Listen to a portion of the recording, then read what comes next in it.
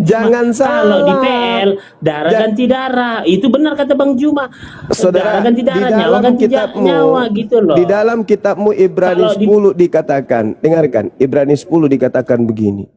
Apa yang ada di dalam perjanjian lama itu terdapat bayangan dari keselamatan yang akan datang, yaitu perjanjian baru. Bayangan. Bayangan itu apa? Contoh, objek yang harus terjadi sesuai dengan bayangan. Bayangannya ke kanan, maka objeknya ke kanan. Bayangannya ke kiri, maka objeknya ke kiri. Tidak mungkin bayangannya berjalan ke depan, kemudian objeknya mundur. Itu nggak mungkin. Tunggu dulu Bang Juma, gantian Itu dulu, bayangan. Udah keliru ini. Dari 1.300 orang ini nanti jadi keliru kalau mendengar narasi Bang Juma ini. Jadi gini Bang Juma, yang disampaikan Bang Juma tadi itu di PL perjanjian lama, itu tidak kita pungkiri. Nah, itu perintah kan? Tapi ketika di perjanjian baru, ya kan, Yesus sudah datang ke bumi, turun ke bumi. Nah, dibunuh. Disinilah hukum kasih lah. Oh, tidak ada Hukum kasih, Bung. Justru semakin gila karena Tuhan pun dibunuh. Kalau di perjanjian lama tidak ada. Itu tentara Romawi. Kalau di perjanjian lama tidak ada bunuh Tuhan, hanya bunuh orang, bunuh manusia, bunuh perempuan, bunuh binatang, tumbuhan. Tapi di perjanjian baru lebih parah, Tuhan yang dibunuh. Lalu ajaran mana yang dibilang kasih nih? Di Kristen itu jangankan manusia, Tuhan aja dibunuh. Mau kemana Kristen? Mau kemana? Ajaran kasih apa? Ajaran kasih gimana ceritanya? Manusia dibunuh itu mah biasa. Tapi kalau Tuhan yang dibunuh, baru tujuan Tuhan dibunuh itu apa? Mau tahu nggak? Tujuan Tuhan dibunuh itu agar diselamatkan manusia. Jadi Kristen berdiri di atas ajaran radikal. Bukan lagi radikal. Kok radikal itu kan bunuh manusia. Jangan kau biarkan hidup apapun. Yang mengajarkan kau pindah ke agama lain, menyembah kepada Tuhan lain. Bunuh itu nggak seberapa. Ini Tuhan coy.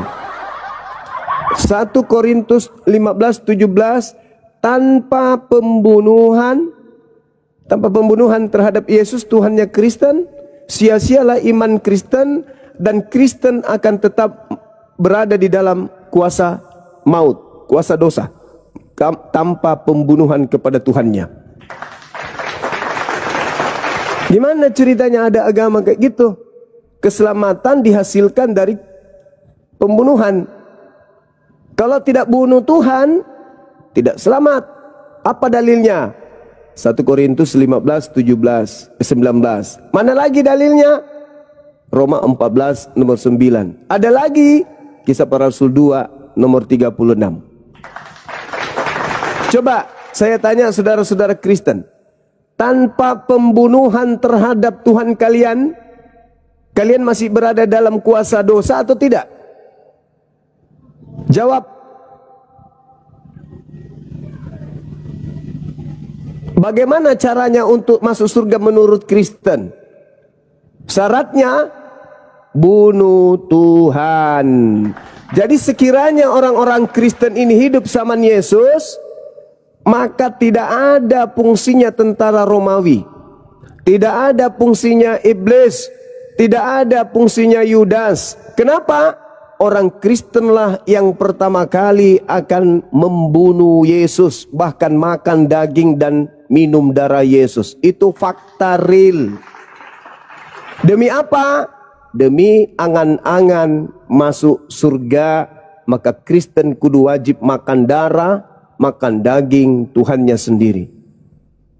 Kenapa muncul tema, apakah Kristen ini bisa mendudukkan pembunuh Tuhannya, pahlawan atau penjahat? Kenapa?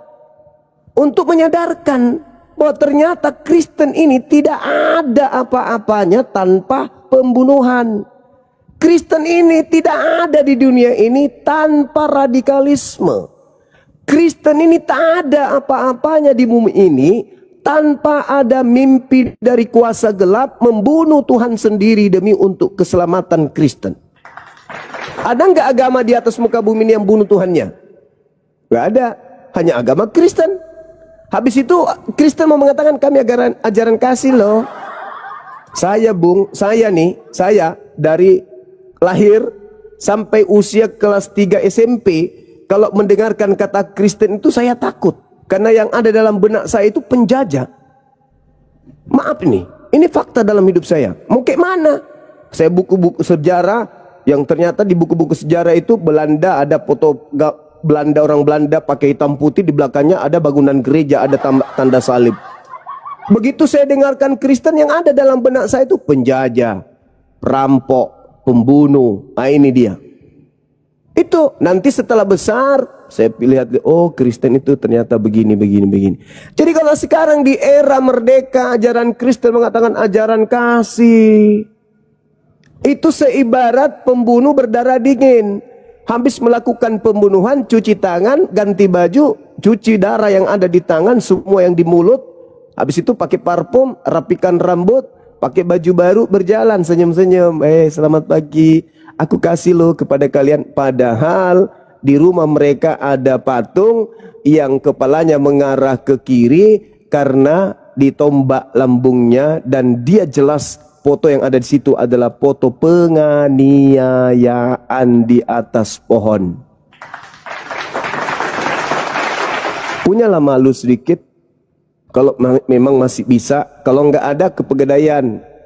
Mana tahu ada orang yang kemudian gadaikan rasa malunya tapi tidak sempat ditebus, ambil, itu murah. Pakai sedikit itu rasa malu. Cobalah Anda bayangkan, andai saja kita belum merdeka, kita ketemu nih Islam Kristen di antara desingan peluru yang berbunyi. Kami datang mengabarkan Al-Quran, kalian datang mengabarkan Bible. Peluru di mana-mana, jum, bum. Habis itu Anda mau baca apa? Kasihilah musuhmu apabila pipi kirimu itu kamu baca di depan. Sementara tiba-tiba kami lagi main bola di lapangan, datang orang-orang yang menganut agama sama seperti kalian. Bermatian orang di lapangan. Orang lagi sholat di masjid, datang orang yang seagama denganmu, bum. Masjid kubahnya terlempar sampai 30 meter ke langit. Gara-gara pelakunya adalah seagama dengan kamu. Kira-kira saat itu kamu bisa? Agama Islam itu radikal loh. Agama kami Kristen itu kasihan sekali maksudnya. Tidak bisa Bung, kalian itu minoritas di negara ini sampai kalian nampak tenang, adem, di depan kami senyum. Tapi jujur, kalian kalau melihat umat Islam pergi ke masjid, itu hati kalian itu kalau bisa kami lihat pakai alat teropong, itu kayak bara api. Benci, marah dalam hati kalian itu. Itu fakta. Kenapa? Ya. Karena kamu selalu ingin mayoritas. Seibarat kalian itu seperti ban mobil. Islam berada di ban depan. Kristen berada di belakang, ban belakang. Coba kamu lihat ban belakang dan ban depan. Perhatikan mobil Anda. Mana ban yang cepat botak? Yang di depan atau yang di belakang? Selamanya yang cepat botak itu ban di belakang. Apa sebabnya? Karena ban belakang itu selalu berpikir bagaimana caranya bisa melambung ban depan. Ya botak lah.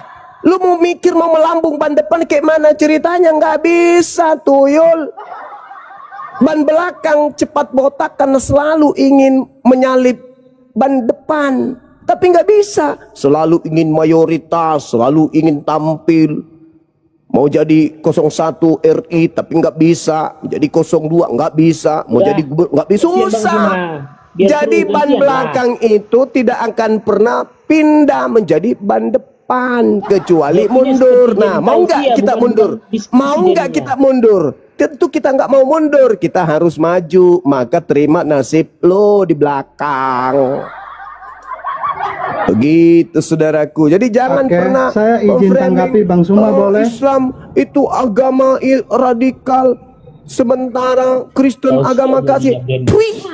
Agama kasih. Apa? Coba. Islam itu agama rahmatal lil alamin. Itu kaidah. Kristen ajaran kasih. Nah, coba apa yang dimiliki Kristen, kasih mana yang dimiliki Kristen yang tidak dimiliki agama lain? Bagi-bagi Indomie, saya sering. Apa-apa? Boleh saya izin tanggapi Bang Suma? Apa ajaran kasih yang ada di Kristen yang tidak dimiliki agama lain? Bang Suma tidak dengar. Cuman satu yang dimiliki oleh agama Kristen yang tidak dimiliki agama lain. Apa itu? Apa itu? Saya tanggapi Bang Bagi-bagi Suma kondom. tadi. Nah, itu aja kelebihannya. Maju. Boleh saya tanggapi? Silakan. Oke.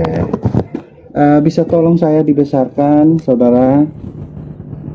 Biar saya buka data baru berbicara ya. Terima kasih. Iya, jadi tadi Bang Suma mengatakan bahwa di Atoba 29 itu adalah perangi orang yang memerangi baru diperangi. Kalau orang tidak memerangi tidak boleh.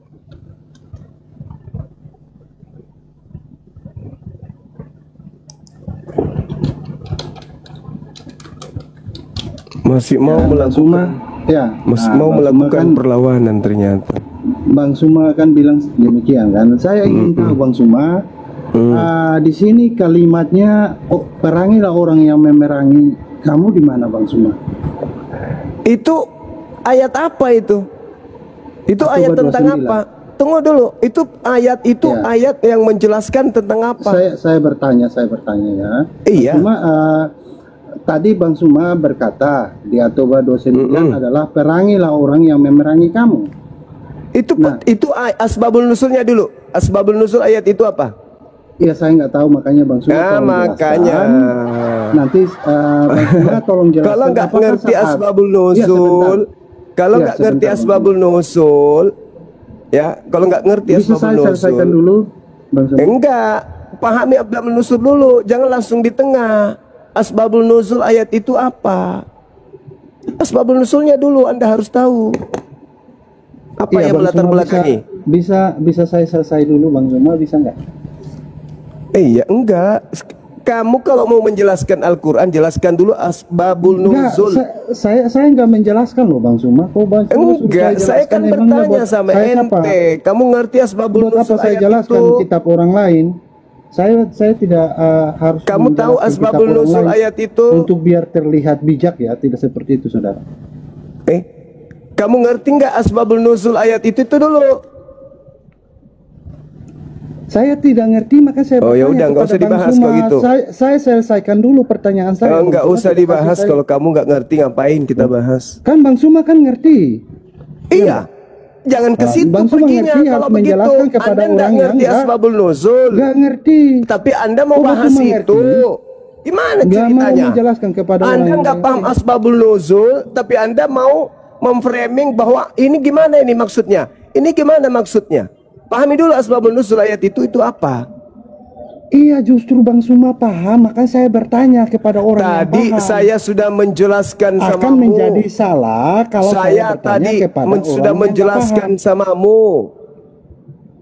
Nah, saya pengen tahu Bang Suma, pada saat kan Bapak bilang ini asbabun nusulnya, pada saat di peperangan, saya bertanya, Iya. pada saat itu Rasulullah saat ayat ini turun, Rasulullah diperangi atau tidak? Atau Jelas itu Rasulullah yang saman memerangi? perang itu Itu saman perang. Iya, saya bertanya Itu diperangi saman apa perang. memerangi?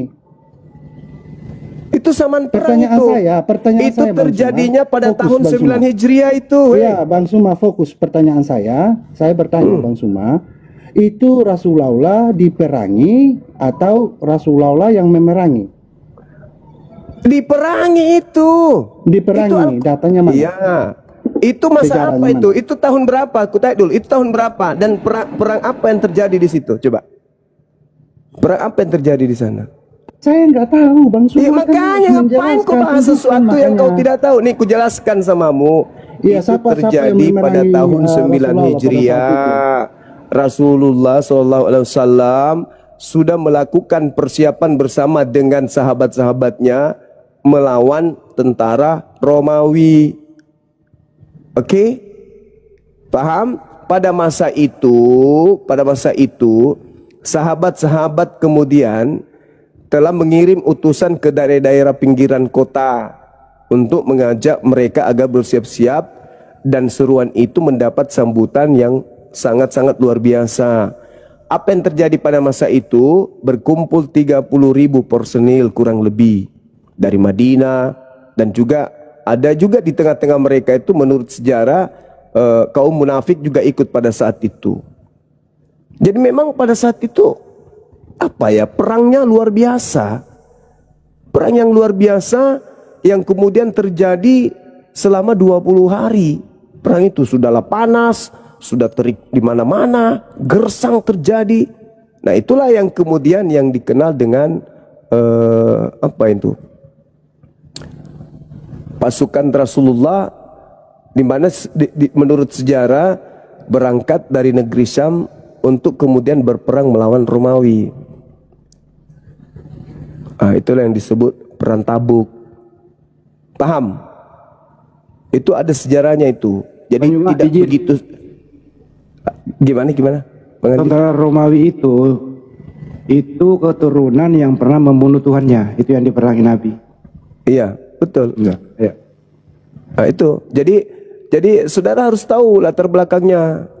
Itu berbicara mengenai perang apa yang terjadi pada masa itu, siapa yang diperangi pada saat itu, apa latar belakangnya. Jadi jangan hanya mengambil data ini perang. Nah, berbeda dengan yang kejadian Ulangan 13. Berbeda dengan Ulangan 20. Tidak ada yang melatar belakangi, itu perintah. Apabila engkau mendatangi sebuah wilayah untuk berperang, kepunglah dia. Kemudian tawarkan ke dia untuk berdamai. Kalau dia menerima perdamaian, apa yang kamu lakukan? Hiduplah berdampingan. Bang Handi, mohon maaf ya Bang Handi ya, saya izin sebentar sama Bang Suma ya.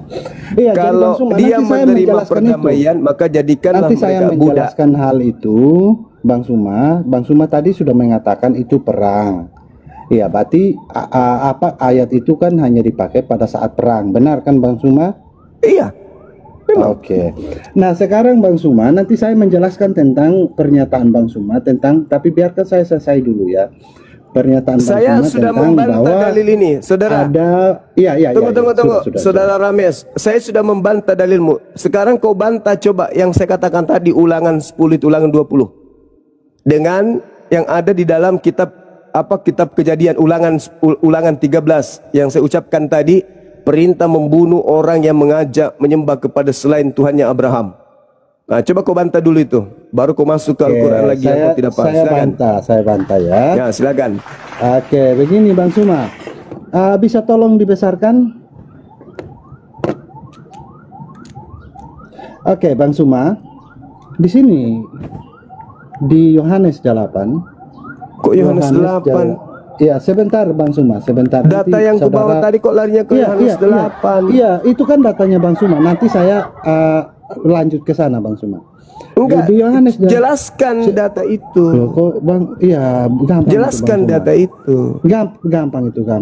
Tenang Bang Suma, ya, tenang. Kalau dia nggak bisa, udah turunkan aja, cari Kristen yang agak berakal. Jangan begitu. Ini cuman orang manusia licik aja, ini orang licik yang tidak berilmu, mencoba untuk ngelas data. Iya, jadi kutanya dulu samamu, kutanya dulu saudara. Saya tanya dulu, agama Kristen masuk ke Nusantara ini datang melalui perang atau datang melalui damai? Sebentar Bang Suma. Sebentar, udah dikasih izin. Kamu ke gereja, isap ibu jari kaki pendeta, biar kau sehat. Diturunkan Bang Juma. Harus.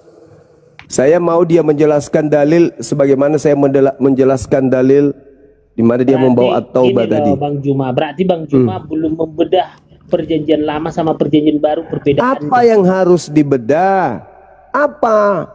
Tidak ada hubungannya orang Kristen dengan perjanjian lama. Titik. Tidak ada. Iya. Jadi memang nggak ada. Tidak ada hubungannya. Tidak ada hubungannya. Jadi kalau Anda mengatakan, itu tidak berlaku lagi karena itu perjanjian, bukan seperti itu. Bukan seperti itu.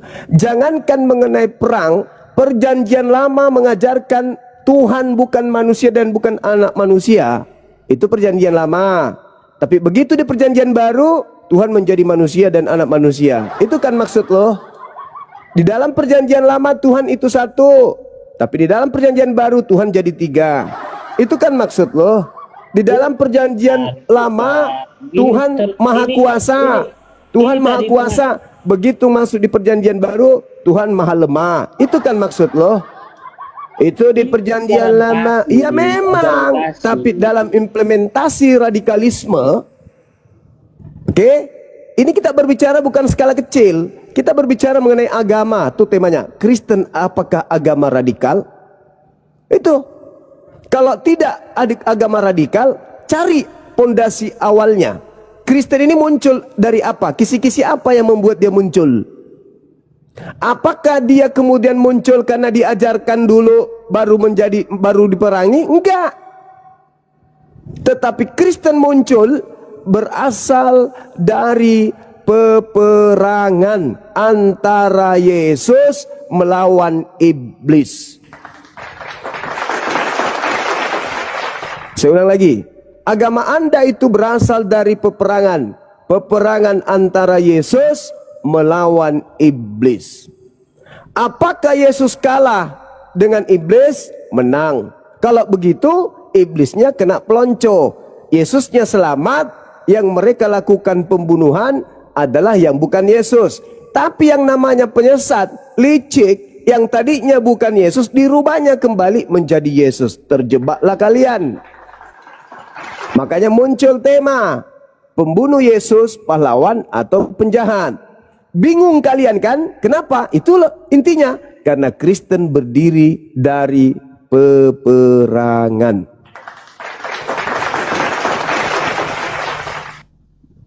Itu intinya.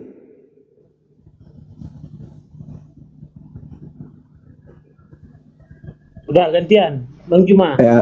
Siapa Ya. yang bikin tausiah tadi? Bukan tausiah. Bukan cuma tausiah itu.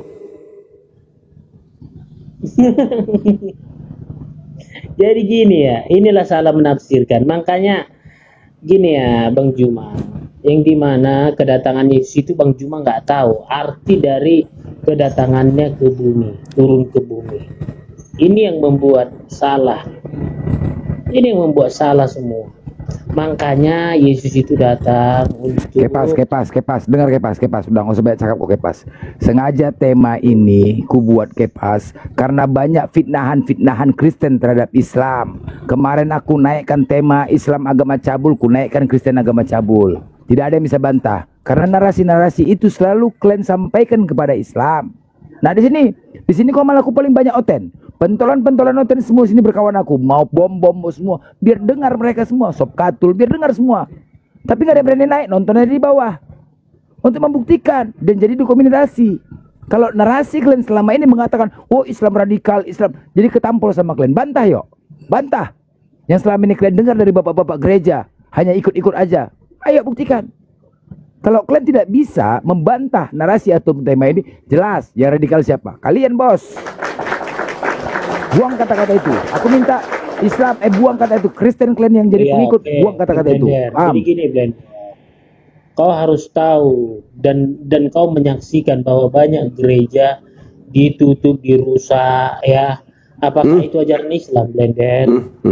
Blender, kau harus buka matamu, Blender, mata hatimu, Blender. Nah, apakah itu kau benarkan itu membubarkan ketika orang beribadah, berdoa kepada Tuhannya? Padahal Tuhan kita beda, Blender. Tuhan kami Tuhan Yesus, Tuhan kalian Allah. Nah, tiba-tiba kalian keberatan kami berdoa sama Tuhan Yesus. Nah, di sini apa yang membuat pikiran kalian ini seburuk ini gitu loh? Masalahnya Tuhanmu nggak ngajarin ke gereja.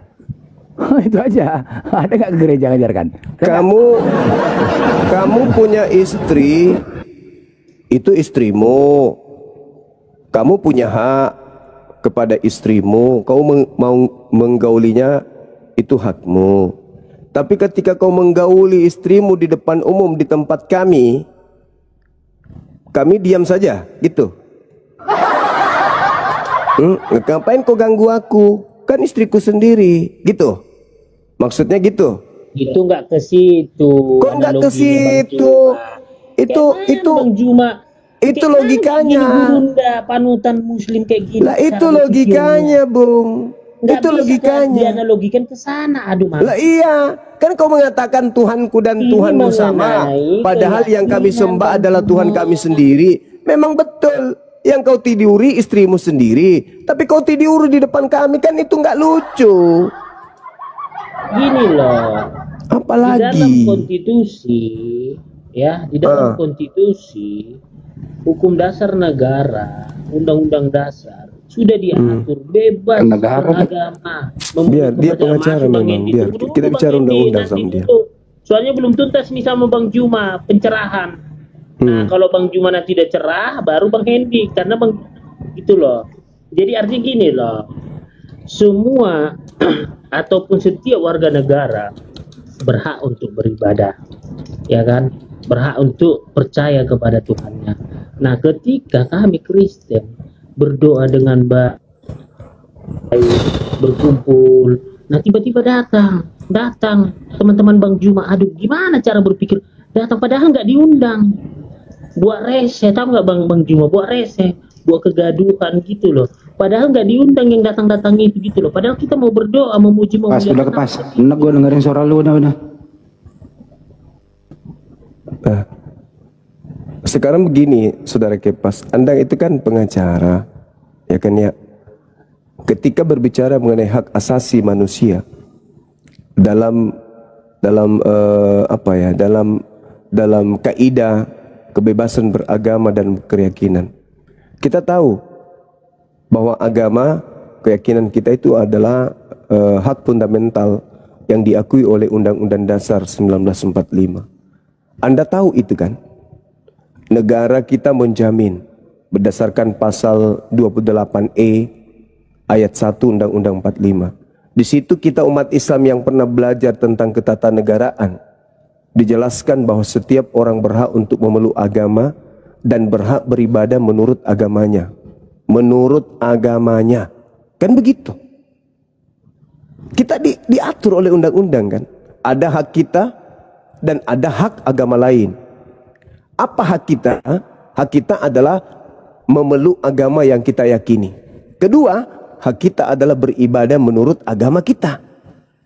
Boleh enggak kita beribadah menurut agama orang lain? Boleh enggak?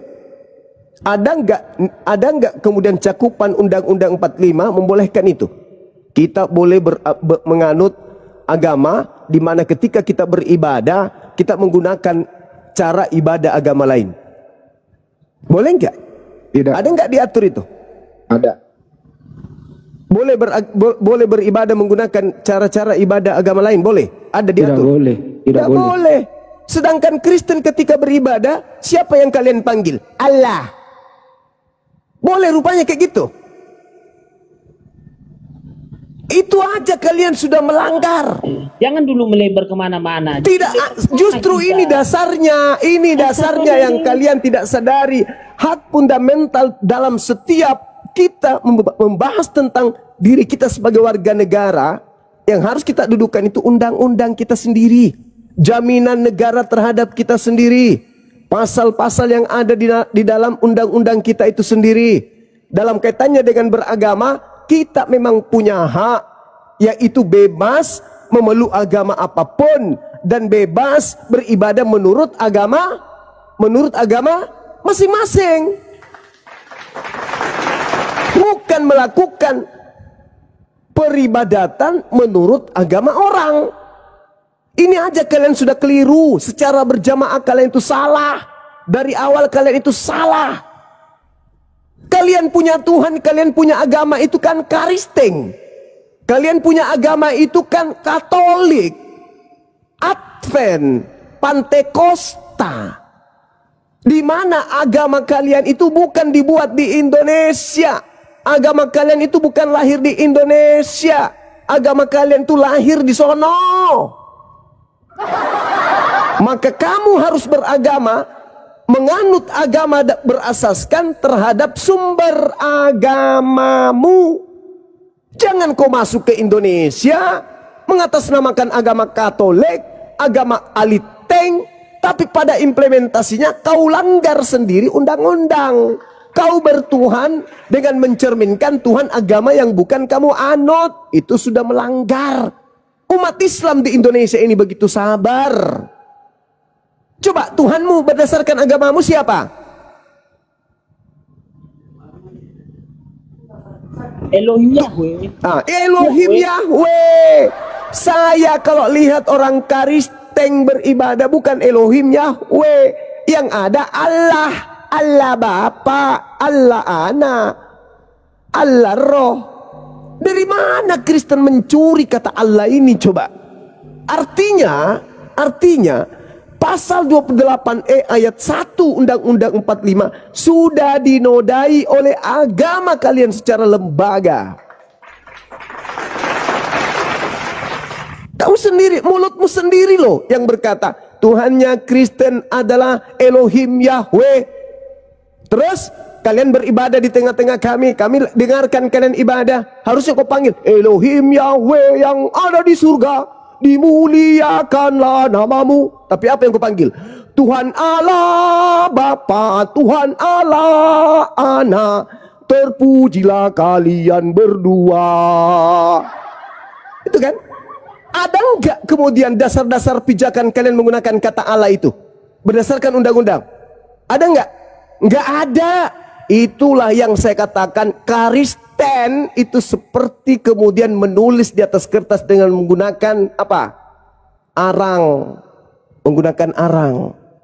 Ketika angin menerpa hilang, ketika kemudian kena hujan hilang, ketika kena air hilang tulisan itu. Tapi kalian selalu merasa korban.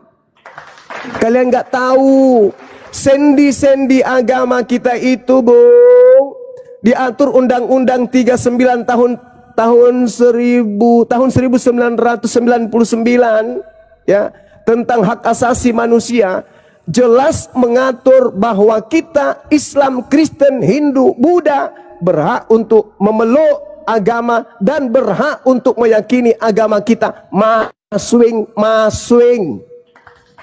Bukan meyakini agama orang, tapi meyakini agama kita masing-masing. Agama kita berasal dari Roma, ya kudu beragama Roma. Jangan kau mengaku Kristen tapi agamamu rasa Arab. Bang Suma, saya tanggapi boleh Bang Suma? Udah enggak ada penyesat ular berbisa kayak kau enggak usah. Jadi itu sudah jelas itu. Asal Undang-Undang nomor 39 tahun 1999. Kita saling menghargai kan? Kita punya hak memeluk agama, kita punya hak untuk melakukan agama kita masing-masing, bukan? Memeluk dan menjalankan agama kita masing-masing, bukan agama orang yang kita anut.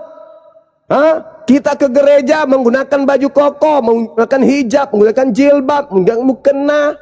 Bukan begitu yang dimaksud menghargai satu agama dengan agama yang lain, Cak Kongkong. Bukan. Ketika kita berdasarkan kepada undang-undang, Kristen mau kemana? Ayo, dudukan perkara undang-undang tentang kebebasan beragama kepada Kristen. Bisa nggak?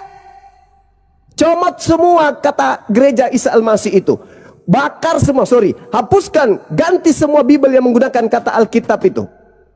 Hapus semua istilah-istilah Islam yang ada di dalam Bible kalian itu. Kalau kalian mau menegakkan undang-undang kaitannya dengan kebebasan berkeyakinan dan beragama sebagai hak fundamental yang mendasar terhadap insan manusia Indonesia itu sendiri.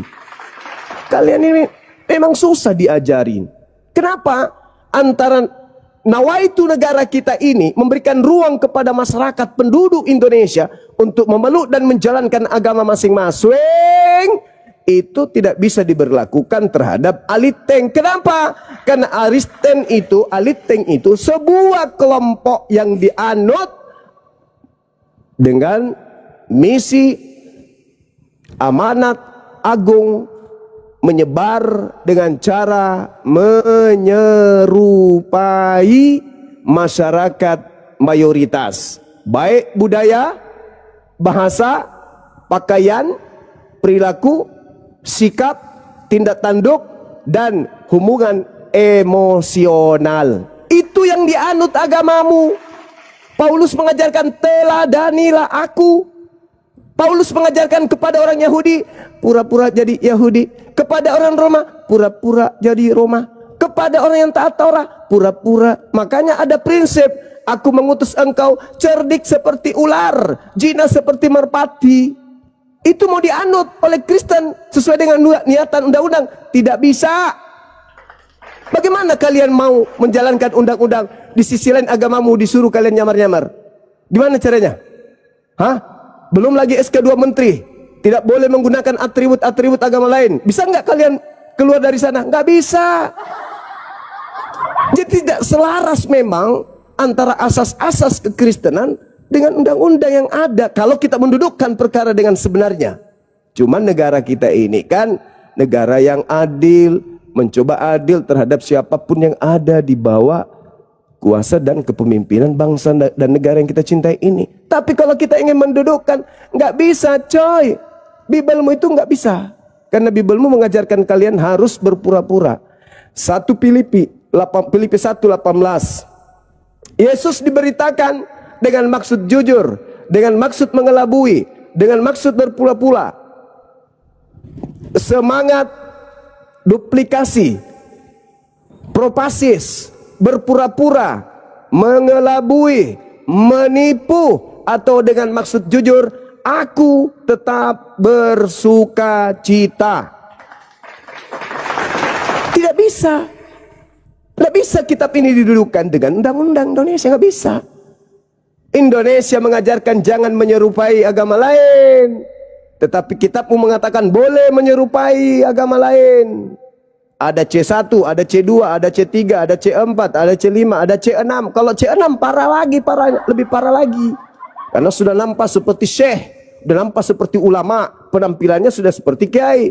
Begitu dibuka dadanya, dibedah, yang ada di dalamnya babi dan asu. Susah itu, karena memang sudah agama dari sananya memang kayak gitu. Begitu saudara Kepas, Anda pengacara tapi kok nol. Ya, saya tanggapi ya Bang Suma ya. Apalagi ini, aku tutup telinga, aku nggak suka dengar suara. Aku dengar suara aja mau gini lah. Nggak ada ilmunya lah. Turunin aja. Turunkan. Gak usah naikkan lagi Rames ya, Momot. Gak usah naikkan lagi Rames. Turunkan. Besok aja, besok setelah dunia kedua baru suruh naik ke sini. Nanti kalau nggak ada cara diskusinya nggak suka. Nanti kalau nggak ada Banjuma lu hadapan sama gua beri lu. Itu aja. Nggak suka caranya berdiskusi Bang Handi. Iya betul. Kayak ular. Sosok kalem tapi licik. Dia bahas Al-Quran surah At-Taubah. Saya bahas Al-Quran surah At-Taubah. Saya bahas ulangan 13. Saya bahas ulangan 20. Larinya ke Yohanes 8. Kan kucluk. Ya cara ular. Gitu caranya orang menjebak. Kayak setan yang datang ke Adam itu gitu cara jebaknya. Lanjut. Kenapa nggak bahas Lukas 11:27? Nggak mau dia. Takut. Jadi mengenai perkembangan ini banyak memang ini saudara-saudara Kristen ya diwakili oleh Kepas yang ngerti hukum bahwa mereka merasa selalu disolimi dengan adanya insiden gereja itu. Mereka mengambil tidak secara utuh, mengambil endingnya aja supaya pansos, bersedih supaya orang simpati. Ini tidak balance dalam menginformasikan informasi secara utuh. Membangun rumah ibadah itu ya ini lagi ini satu orang lagi ngomong. Orang lagi ngomong ini loh. Takut. Ini lagi ngomong loh ini. Bisa nggak sih Kristen ini punya adab, sopan santun sedikit gitu loh. Kalau kau terlanjur iblis, makan babi begitu, ya hargailah dirimu dan keluargamu dan agamamu gitu loh. Orang lagi ngomong loh ini. Memang kamu nggak ada itu adab orang tua gitu loh. Dia nggak, orang tua nggak ngajarin supaya bersikap sopan. Kalau agamamu nggak ada ajarannya, ya bergurulah sama adabmu di situ loh. Adab ketimuran. Kalau agamamu nggak ada yang ngajarkan sopan santun, dia beraja. Mana ada adab di Kristen? Nggak ada adab. Khotbah di sini. Jadi secara utuh gitu loh Kepas. Kalau mau memberitakan secara utuh. Awal ceritanya seperti apa, endingnya seperti apa. Intinya adalah membangun rumah ibadah itu harus ada izin. Tapi fenomena yang berkembang itu ya, pendeta membeli rumah, kemudian pendetanya nggak tinggal di situ, Kemudian rumah itu dijadikan tempat transit orang-orang datang beribadah. Kemudian rumah itu dijadikan model seperti gereja. Untuk menghindari listrik kebanyakan pakai supaya kena diskon dari PLN, dipakailah rumah itu untuk bermohon bahwa ini gereja. Datanglah petugas PLN mengatakan bertanya kepada masyarakat, saya ingin menambah daya gereja. Kagetlah orang-orang sekampung, kok ada gereja? Jadi berawal dong, dari awal sampai akhir begitu. Kalau mau berkisah jangan ambil endingnya saja. Kami tidak boleh beribadah, kami diganggu, kami dirusak. Dan itu juga sudah transparan kok, bahwa Bang Hendi, perusakan siapapun pelakunya itu nggak boleh merusak, gitu loh. Diam dulu Kepas, diam dulu kau. Kau masalah hukum kau nggak kalah dengan saya dek, kau masih belakangan. iya, Lo diam dulu, lo diam dulu setempat. Saya lo ngomong belum kelar ya. Baru-baru terakhir ini, gitu ya. Kenapa kamu nggak teriak? Ada masjid di Papua itu dirusak. Satu. Ada juga tanah kosong pembangunan di satu komplek pembangunan masjid dilarang. Bahkan muspidanya setempat yang melarang begitu. Kenapa Kristen nggak teriak? Justru mereka rame-rame, balas gitu loh. Kami Muslim nggak nongol di permukaan, kami dipersekusi biasa aja tuh. Ya kemungkinan besar ya tidak memenuhi syarat ya sudah. Jadi secara utuh dong. Ya lihat latar belakangnya. Bagaimana ini di zaman kemerdekaan kita, bagaimana Belanda datang masuk ke Nusantara. Apa yang dia lakukan? Bangun gereja. Apa yang dilakukan terhadap umat Islam yang sedang beribadah? Apa yang dilakukan terhadap nenek moyang kita yang beragama Islam? Masih ingat istilah goal, glory, dan gospel? Ya, kalian jangan melupakan sejarah dengan menjadi korban ajaran kasih. Bagaimana dengan perang salib? Berapa korban jiwa? Nah, inilah yang disebut tadi Bang Juma. Kalian itu pelaku, tapi merasa korban terzolimi. Ini namanya licik ala Belanda gitu. Ya sekali lagi saya ulang ya, siapapun Anda beritakan secara utuh. Supaya orang-orang itu tercerahkan. Jangan ada berita provokatif. Jangan ada berita provokatif. Silakan beritakan, boleh saja. Dan saya himbau kepada umat Islam, siapapun di luar sana, ya merusak itu ya pidana. Serahkan sama penegak hukum. Ya itu. Nah, mereka juga kan kasihan. Ada sebab akibat. Mereka sudah tersangka. Baik yang di Sukabumi maupun yang di Padang. Gitu loh. Oh, kenapa demikian? Ya ada penyebabnya. Tapi tetap kami sebagai umat Islam menghormati hukum di Republik ini, ya prosedur hukum. Nah inilah akibatnya kan. Nah, untuk itu ya mari kita sebagai umat Islam jaga diri, jaga sikap kita. Apapun itu nggak boleh main hukum sendiri. Serahkan kepada penegak hukum. Itu dari saya, terima kasih.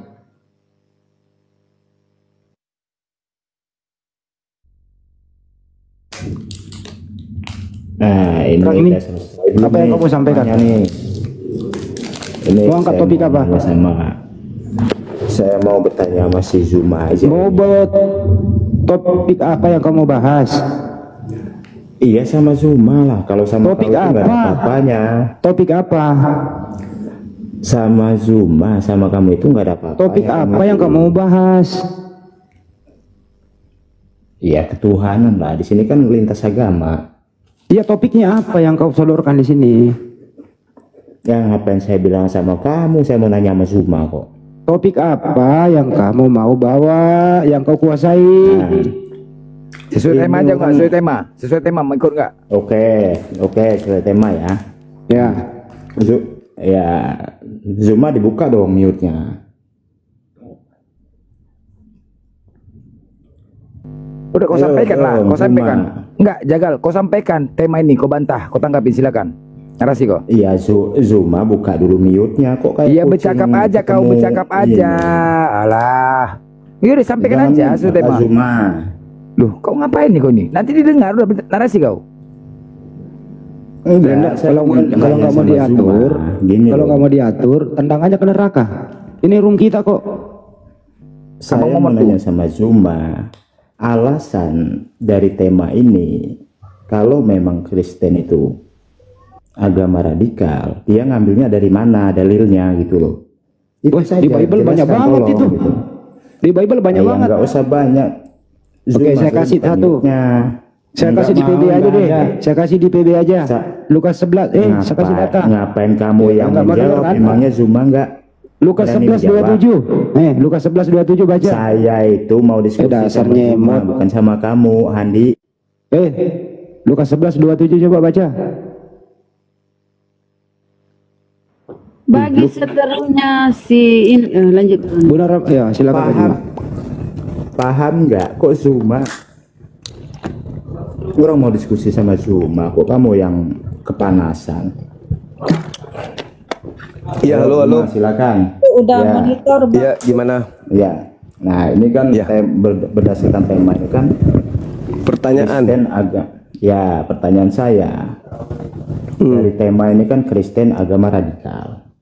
Itu pertanyaan. Itu tanda tanya. Iya, pertanyaan saya, kenapa Kristen disebut radikal, kan begitu? Saya jawab. Ya, iya silakan. Oke, baik. Nanti Anda yang menarasikan endingnya penilaian terhadap penjelasan saya akan agama saudara. Kenapa tema ini muncul? Dari sudut pandang saya, dari sumber primer yang ada di dalam kaidah-kaidah kekristenan. Oke, bentar saya potong dulu. Berarti hanya dari sudut pandang Anda toh? Ya, Sudut kalau pandang dari saya sudut itu pandang bukan semua orang juga bisa. Dari sudut Islam pandang juga agama radikal, sudut pandang gitu yang loh. saya maksud di sini bertanya ngoceh dia. adalah setelah saya membaca Bibelmu, baru saya punya Ya, sudut berarti kan kamu Ya, tunggu dulu. Bahwasanya Kristen ini berdiri karena mendapat hadiah dari kuasa gelap untuk menuhankan kepada sosok yang dibunuh secara keji di atas salib. Maka Kristen bermula di situ. Roma 14:9, Kisah Para Rasul 2 nomor 36.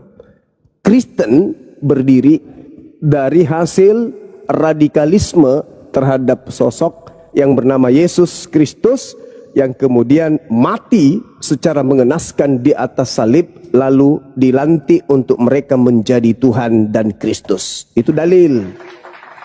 Maka satu-satunya agama di atas muka bumi ini yang lahir dari pembunuhan hanya agama lu. Oke? iya kau tunjukkanlah dalilnya. Kalau cuma nyerocos saja semua orang juga bisa. Roma 14 nomor Ya, kau 9. tunjukkan, kau buka lah datanya. Kalau cuma Kisah nyerocos Para saja, Rasul 2 burung beo aja nomor bisa, Zuma. 36.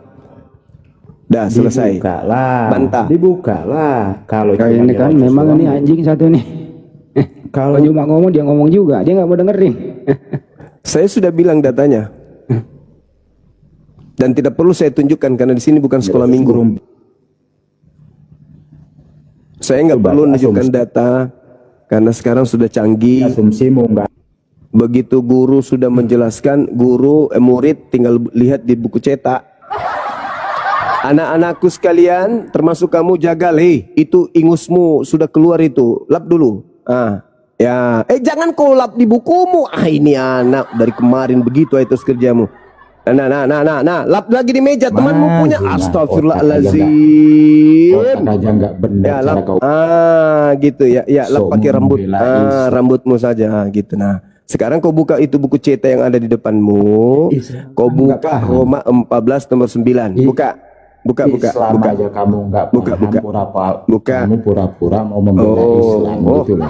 Ternyata dia bukan murid saya, dia anak SLB, salah masuk kelas. Pindahkan. Dia di sebelah, muridnya bom itu. Salah sekolah dia. warahmatullahi wabarakatuh. Waalaikumsalam warahmatullahi wabarakatuh. Anak SLB kok pindah di kelas saya gimana? Bang Sere, ada mau disampaikan? Iya, kenapa? Soalnya gini banyak Mbak, rata-rata mereka ini nggak bawa Bible kalau diskusi. dibacakan, mestinya kan kalau dia siap ready diskusi itu dibacakan, dia ambil, dia buka gitu loh, ditampilkan.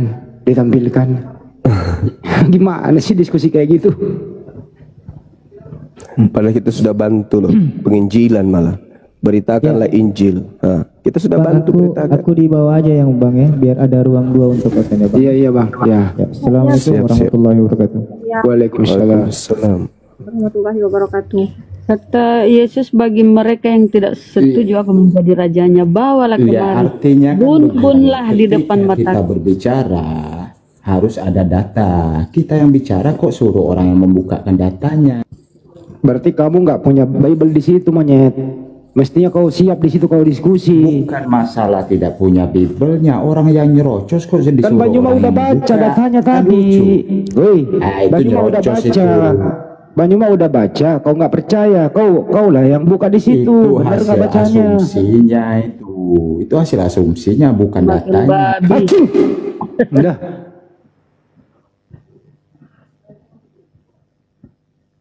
Bang Juma udah baca. Kalau kau ready untuk diskusi, ya kau buka. Berarti memang di kepalamu itu nggak ada Bible, nggak ada persiapan. Cuma ngerocos saja, orang lagi ngomong, kau bertanya, Bang Juma menjelaskan, tapi kau ngomong. Mana kau ini semua ini kayak gini modelmu? Kalau lu nggak ada punya duit beli Bible, ngomong, saya beliin, tak kirim ke rumahmu. Untuk itulah Kristus mati. Jadi konsep ketuhananmu itu mati, kematian, pembunuhan. Itu radikal. Lanjut. Untuk itulah Yesus Kristus mati dan hidup kembali supaya ia menjadi Tuhan. Masa kayak gitu-gitu gak bisa dihafal Roma 14:9? Jadi syarat Yesus menjadi Tuhan harus mati dulu. Yang matiin dia, orang lagi ngomong, sebentar tunda dulu ya. Yang matiin dia itu adalah pahlawan atau penjahat. Itu loh.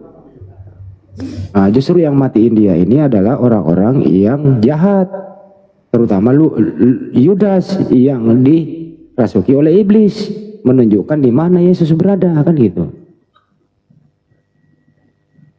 Eksekutornya adalah tentara Romawi yang dipengaruhi atau kerjasama dengan Kayapas, bukan si Kepas ya, begitu.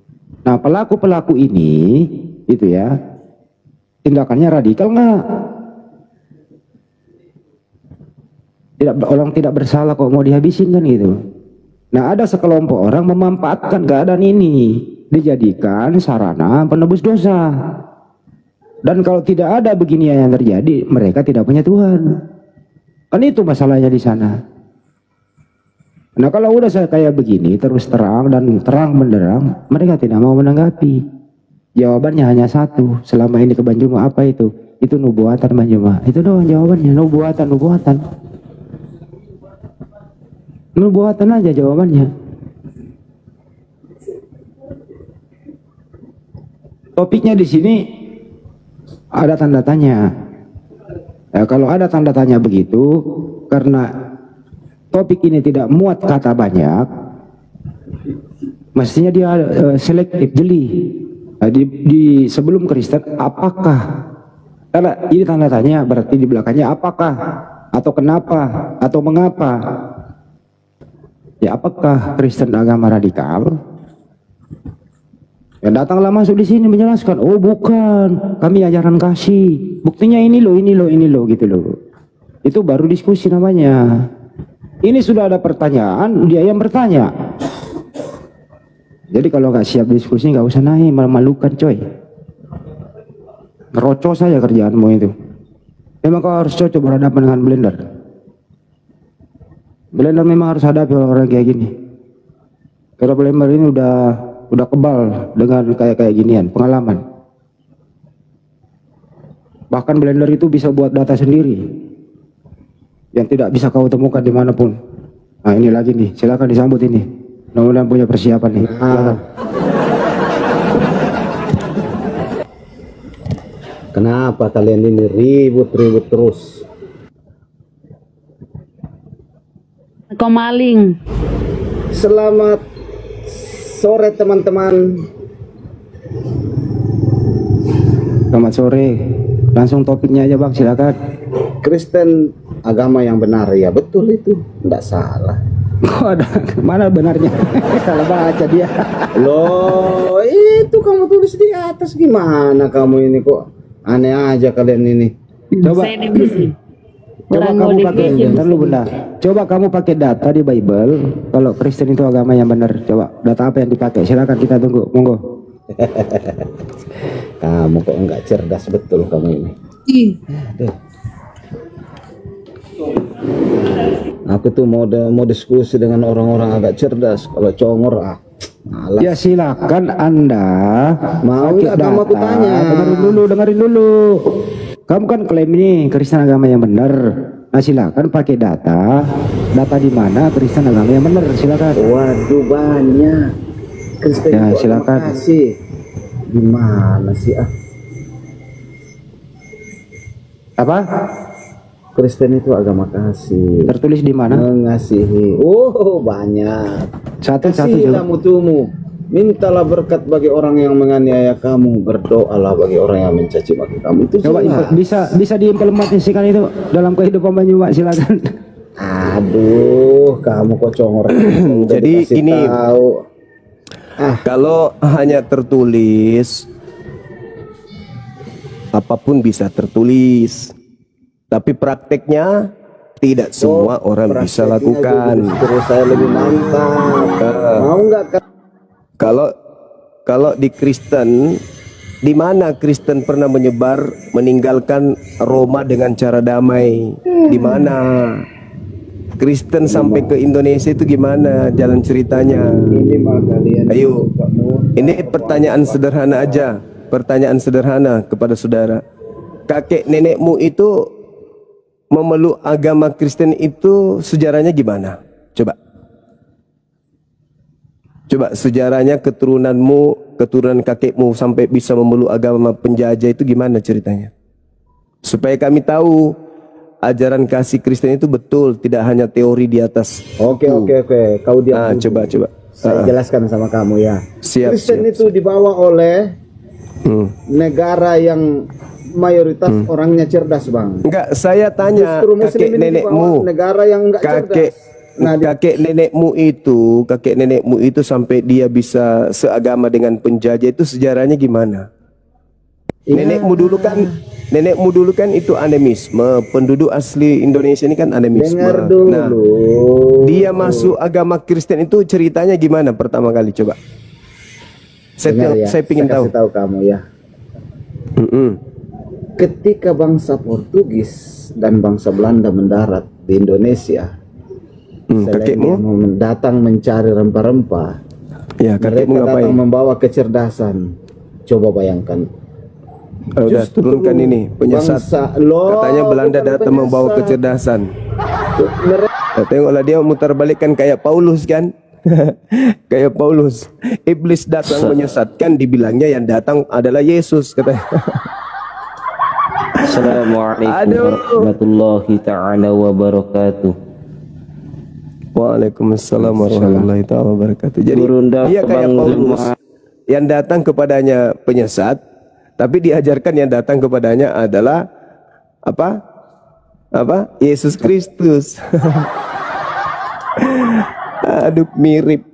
Belanda datang menjajah, dibilang datang bawa kecerdasan. Betul-betul oten. Gak ada yang sehat. Pendukung penjajah dia.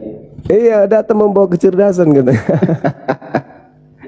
Ditanya baik-baik. Kan pertanyaan Banyuma bagus banget loh itu.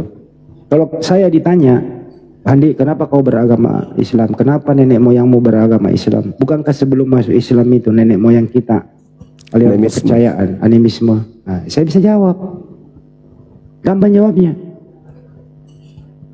Karena para pedagang atau penyebar Islam yang datang melalui Gujarat, Persia masuk ke Nusantara itu, mereka pertama berdagang secara adil, berdakwah. Waktu sholat dia sholat. Nenek moyang saya bertanya kepada dia, agama apa ini kok bagus, bisa beratur. Ya mulailah nenek moyang saya teratur, terinspirasi dan memeluk Islam di situ. Nah kalau dia, kenapa nenek moyangmu sama dengan agamanya penjajah? Bagaimana ceritanya ada pembauran di sana? Jawabannya apa Bang Imam? Mau tahu jawabannya? Iya. Ya karena nenek moyangnya waktu itu dijadiin jongos Belanda. Jadi mata-mata Belanda. Diberi kehidupan yang enak. Mana si Pitung? Neneknya ada sembunyi di sana. Nah, hari Minggu dia berdamai sama-sama ke gereja. Hari Senin dia mundur menjadi mata-mata. Begitu kira-kira jawabannya. Iya. Jadi neneknya belajar kepada yang mencerdaskan.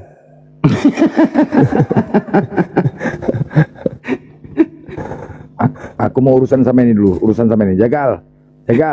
Coba kau buka mic, kau buka mulut. Hat, tuh.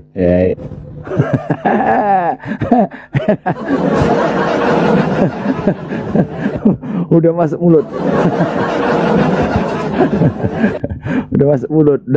Udah kau simpan dalam dia. Udah masuk mulut dah, telan lah itu.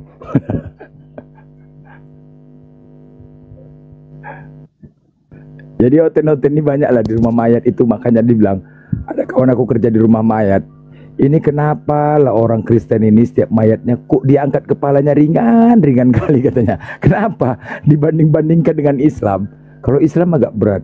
Ini kok pakai jari aja. Tanya sama dokter, dok, tolong dibedani dok. Kenapa Kristen ini kok ringan kali kepalanya? Ada nggak isi kepalanya itu kata dokter?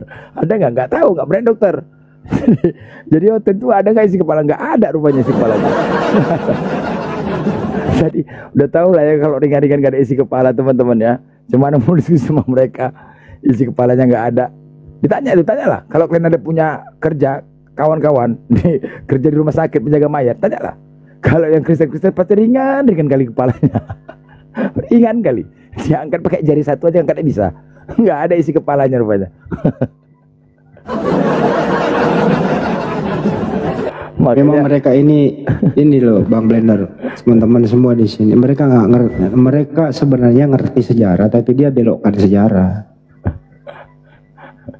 Karena apa? Ya karena ditiban dengan ajaran kasih yang tidak bisa dipraktekkan di zaman sekarang. Tadi kan dia bawa, kasihilah musuhmu, doakanlah mereka yang menganiaya kamu. Ini bagaimana prakteknya ya? Coba Anda bisa praktek nggak bagaimana cara mengasihi musuh dan mendoakan musuh? Ini gimana prakteknya kira-kira sekarang ini? Ada yang bisa praktekkan nggak tuh? Bisa? Anda bisa. Ya nggak bisa. Musuh itu jangan dikasihi, dilawan. Tentu dengan terukur, ada SOP-nya. Begitulah perang dalam Islam. Yang surat At-Taubah tadi ada SOP-nya. Ajaran kasih lagi. Jangan lupakan sejarah coy. Ayolah, akui aja. Sebelum Belanda masuk di Nusantara, itu banyak sekali terkenal kerajaan-kerajaan Islam di Nusantara. Ada, masih ingat kerajaan Perlak di Aceh abad 9 Masehi. Perlak. Ya, Perlak. Gitu ya. Ada juga Samudra Pasai masih ingat? Ya, Samudra Pasai.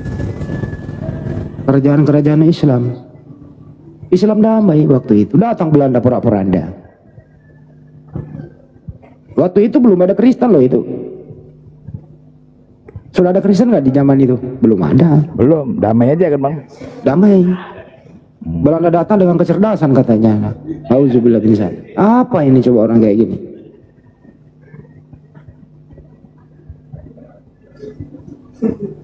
Ya, 350 tahun coy Belanda. Menjajah ya? Enggak menjajah dia. Dia datang dengan kasih sayang. Enggak. Giliran misionaris kan, giliran mereka misionaris. Oh, Isa Al-Masih dan Yesus itu sama katanya, ya kan? Giliran misionaris. Giliran diskusi sama di sini, Isa Al-Masih oh beda. Nah, itulah